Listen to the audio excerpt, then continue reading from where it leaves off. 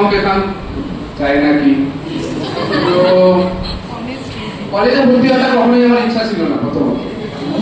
না না, খারাপ কথা না, আমি অন্য একটা জিনিসের জন্য ট্রাই করছিলাম। কিছু যারা খুব ক্লোজ স্যাররাও জানেন হয়তো, এনডিএর জন্য ট্রাই করছিলাম আমি। তো সেটা আনফরচুনেটলি হয়নি।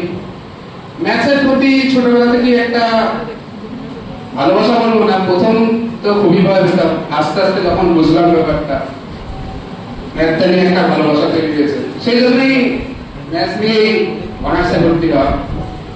তারপর যখন এলাম প্রথম দিন, কাউকে চিনি না, কি হবে মনের মধ্যে একটা ভয় হচ্ছিল।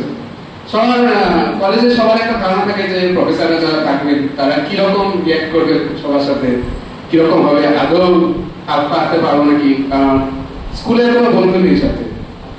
তো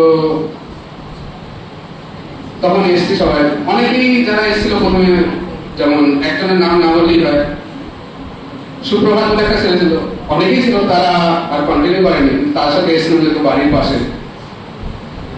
আস্তে আস্তে 3 বছর কেটে যাওয়াতে এখন মনে হচ্ছে যখন কলেজ শেষ, এবার কি হবে, এই বন্ধুদের সাথে আর দেখা হবে কখনো।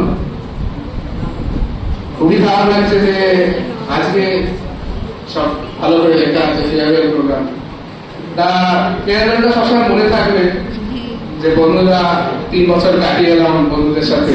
স্যাররা যত হেল্প করেছে, স্যার ম্যাম সকলে, রাহুল স্যার, মানুষ স্যার, জেডিএম স্যার, সবাই ম্যামরা সবাই খুবই হেল্প করেছে আমাদের এই 3 বছর পড়ার বিষয়ে কোনো কিছু হোক। আমি যেহেতু স্যার বললেনই আমি এসএসসি করতাম, অনেক সময় ক্লাস করা সম্ভব হতো না আমার, কিন্তু স্যাররা এমন না যে তোমাকে ক্লাস করতেই হবে বা কিছু, সবসময় আমার অ্যাটেন্ডেন্স নিয়ে কোনো প্রবলেম হয়নি। স্যাররা বলেছে তুমি তোমার মতো করো। ইভেন যখন একবার পিটিএম হয়েছিল তখন আমার নাম বলা হয়েছিল যে হ্যাঁ এই ছেলেটা খুব ভালো। এই কিছু কথা, এই 3 বছরের মেমোরি সবসময় থাকবে। আমরা লাইফে যাই করি, লাইফ যেমনই থাকবে। সেদিন স্যার একটা ভালো কথা বললেন যে লাইফের একটা গ্রাফ, যে ইকুয়েশনটা বললেন, কিন্তু আমার মনে হয় লাইফের ইকুয়েশনটা y = sin x হওয়া উচিত, কারণ সবসময় নিচে যাবে আবার উপরে উঠবে। তো আর বেশি কিছু বললাম না, এবার বিশাল সরকার, ওরা সবাই বলবে সুদীপ সুদীপ, ওদেরকেও বলতে দেওয়ার সুযোগ করে দিতে হবে। তো thank you sir, thank you সব জুনিয়ররা। একটা জুনিয়রদের লাস্ট বলি, এই 3 বছরটা না এরকম করবে না যে কলেজে আসবো না, কলেজে এসে কি হবে।